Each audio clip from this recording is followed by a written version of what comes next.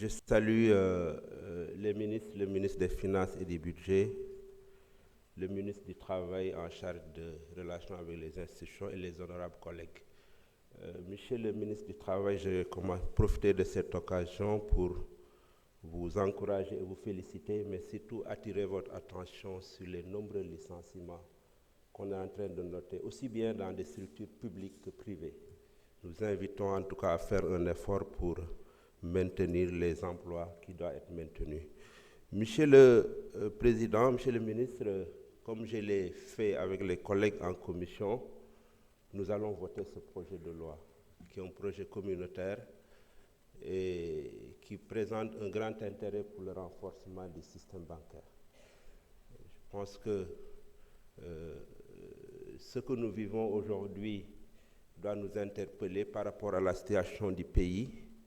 Et je pense que le système bancaire a son utilité, même si un procès a été fait, il y a des choses à améliorer, mais il faut se féliciter en tout cas de la viabilité du système bancaire sénégalais.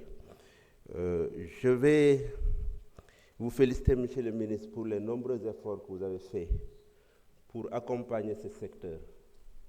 J'en suis un témoin oculaire et je ne peux que vous encourager. Je pense que vous l'avez dit, le système bancaire sénégalais est bien capitalisé et je pense qu'une des recommandations essentielles de la commission bancaire, c'est le relèvement des capitaux des banques et je pense que vous avez aidé les 2 rares banques sénégalaises qui restaient à avoir des capitaux aux normes. Mais 2 collègues l'ont dit,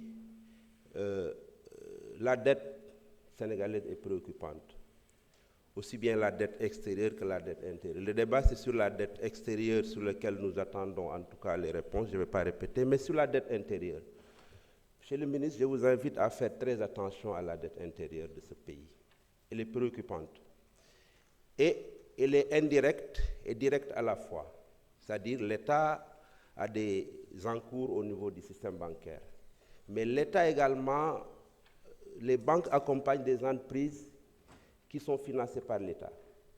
Je vous invite, comme votre prédécesseur l'avait fait, paix et salut sur lui, que vous puissiez voir comment restructurer cette dette par une titrisation, mais que ces titres soient refinançables sur le marché pour permettre aux entreprises de pouvoir relancer l'économie. Tant que nous ne le ferons pas, vous ne pourrez pas financer la campagne. Des collègues l'ont dit, l'arachide, le peu qu'on a, ne peut pas être acheté. Aujourd'hui, les chantiers sont à l'arrêt et les banques ne vont pas bouger si aujourd'hui on ne trouve pas au moins de restructurer cette dette. Monsieur le ministre, beaucoup l'ont dit, j'étais le premier à le dire en commission, le système bancaire sénégalais est assez solide, mais il est détenu par des banques étrangères.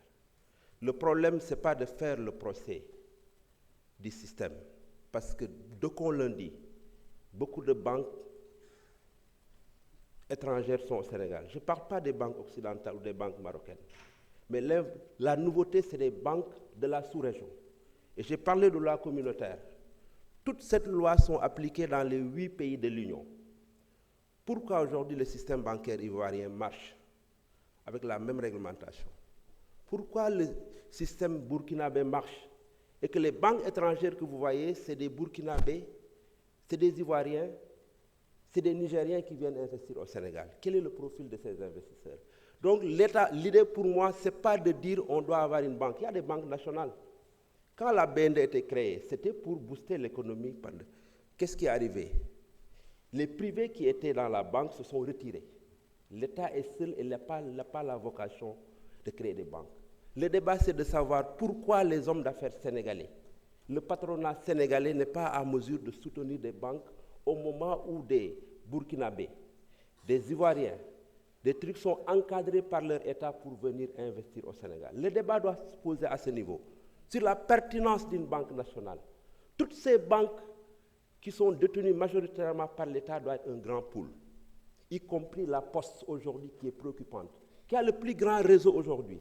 Si on met la Poste, la CNCA, la Banque agricole, la BHS et les instruments comme l'ADER, comme le FONGIP, on va rationaliser, on va avoir un grand groupe bancaire. C'est dommage, le temps ne me permet pas de venir sur la microfinance, mais je vais y revenir. Je vous remercie. Merci beaucoup. honorable Awa John mën nga jël kàddu Mamadou